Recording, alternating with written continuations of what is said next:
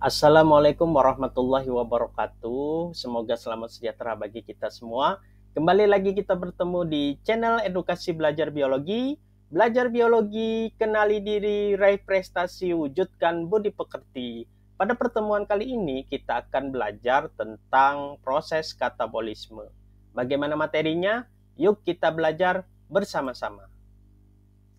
Katabolisme atau disebut juga desimilasi merupakan rangkaian reaksi kimia yang berkaitan dengan proses pembongkaran, penguraian atau pemecahan molekul atau senyawa kompleks menjadi molekul atau senyawa yang lebih sederhana dengan bantuan enzim. Proses penguraian ini menghasilkan atau melepaskan energi berupa ATP yang tersimpan pada molekul dan biasa digunakan oleh organisme untuk beraktivitas. Katabolisme mempunyai dua fungsi. Yang pertama, menyediakan bahan baku untuk sintesis molekul lain. Yang kedua, menyediakan energi kimia yang dibutuhkan untuk melakukan aktivitas sel. Reaksi yang umum terjadi adalah reaksi oksidasi. Nah, reaksi kimianya itu membebaskan energi sehingga disebut sebagai reaksi eksergonik. Energi yang dilepaskan oleh reaksi katabolisme disimpan dalam bentuk fosfat, terutama dalam bentuk ATP atau adenin trifosfat, dan berenergi elektron tinggi NADH, yaitu nikotilamid adenin dinukleotida serta FADH2 atau flavin adenin dinukleotida. Contoh katabolisme adalah respirasi. Berdasarkan kebutuhan akan oksigen, katabolismenya dibagi menjadi dua. Satu, respirasi aerob, yaitu respirasi yang membutuhkan oksigen dari udara untuk menghasilkan energi. Contoh respirasi aerob adalah respirasi sel. Nah, respirasi bertujuan menghasilkan energi dari sumber nutrisi yang dimiliki. Respirasi ini dapat dibedakan menjadi 4 tahap. Yang pertama, glikolisis, yaitu peristiwa pengubahan molekul glukosa dengan 6 atom C menjadi 2 molekul yang lebih sederhana, yaitu asam piruvat dengan 3 atom C. Glikolisis ini terjadi di dalam sitoplasma. Produk penting glikolisis yaitu 2 molekul asam piruvat, 2 molekul NADH, dan 2 ATP. Berikutnya, yang kedua, dekarboksilasi oksidatif. Reaksi ini disebut dengan dekarboksilasi oksidatif karena terjadi oksidasi dan kehilangan gugus karboksil menjadi karbon dioksida. Pada proses dekarboksilasi ini terjadi perubahan asam piruvat menjadi asetil-CoA atau koenzim A.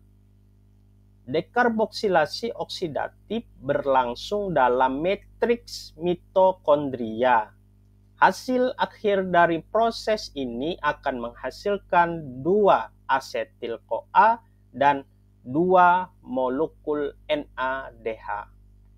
Berikutnya yang ketiga, siklus Krebs. Siklus Krebs merupakan tahap ketiga respirasi aerob di mana rangkaian reaksi metabolismenya pada sel yang menghasilkan energi. Nama siklus ini berasal dari nama orang yang menemukan reaksi ini, yaitu Hans Krebs. Siklus ini disebut juga siklus asam sitrat. Siklus ini berlangsung di dalam mitokondria pada kelompok eukariota, sedangkan pada kelompok prokariota berlangsung di dalam sitoplasma. Dalam siklus Krebs dihasilkan 6 NADH, 2 FADH2, dan 2 ATP. Berikutnya yang keempat, transport elektron. Transport elektron merupakan serangkaian peristiwa pemindahan elektron dan ion hidrogen.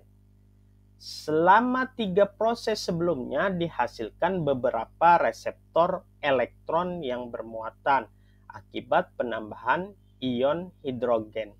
Nah, reseptor-reseptor ini kemudian akan masuk ke transfer elektron untuk membentuk suatu molekul berenergi tinggi, yakni ATP. Reaksi ini berlangsung di dalam membran mitokondria. Reaksi ini berfungsi membentuk energi selama oksidasi yang dibantu oleh enzim pereduksi. Pada akhir proses transport elektron dihasilkan produk berupa energi ATP, di mana hasil akhir elektron berupa 34 ATP. Berdasarkan uraian di atas dapat disimpulkan bahwa selama proses respirasi aerob dihasilkan sekitar 38 ATP. Berikutnya kita akan membahas respirasi anaerob. Adalah respirasi yang tidak membutuhkan oksigen untuk menghasilkan energi.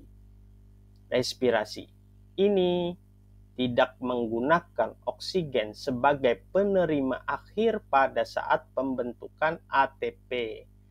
Reaksi anaerob juga menggunakan glukosa sebagai substrat. Respirasi anaerob sering disebut juga fermentasi.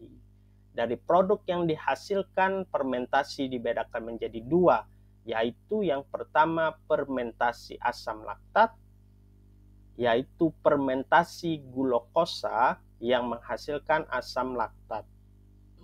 Fermentasi asam laktat dimulai dengan glikolisis yang menghasilkan asam piruvat, kemudian berlanjut dengan perubahan asam piruvat menjadi asam laktat. Pada proses ini, asam piruvat bereaksi secara langsung dengan NADH membentuk asam laktat. Fermentasi asam laktat dapat terjadi pada sel-sel otot yang berada pada keadaan kurang oksigen dalam membentuk energi. Penumpukan asam laktat, hasil fermentasi asam laktat pada sel otot akan menyebabkan otot terasa pegal-pegal. Fermentasi asam laktat akan menghasilkan 2 asam laktat dan 2 ATP. Berikutnya ada fermentasi alkohol, yaitu proses fermentasi di mana asam piruvat diubah menjadi etanol atau etil alkohol melalui 2 langkah reaksi, yaitu pembebasan CO2 dari asam piruvat yang kemudian diubah menjadi asetaldehida.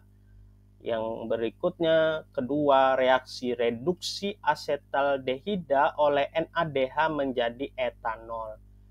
Proses fermentasi ini biasanya terjadi pada sel jamur seperti Saccharomyces cerevisiae. Pada fermentasi alkohol, sel jamur akan mengubah glukosa yang ada di medium tumbuhnya menjadi alkohol, karbon dioksida, dan energi. Jadi proses fermentasi alkohol akan menghasilkan 2 etanol, 2 ATP, dan juga 2 karbon dioksida. Oke, baik. Cukup sekian pembelajaran kita pada pertemuan kali ini. Mungkin untuk proses-proses katabolismenya lebih lengkap akan dibahas secara khusus pada pembelajaran selanjutnya. Semoga bermanfaat. Jangan lupa di subscribe, like, comment, share, dan aktifkan loncengnya agar kalian tidak ketinggalan video pembelajaran selanjutnya. Terima kasih. Wassalamualaikum warahmatullahi wabarakatuh. Salam biologi.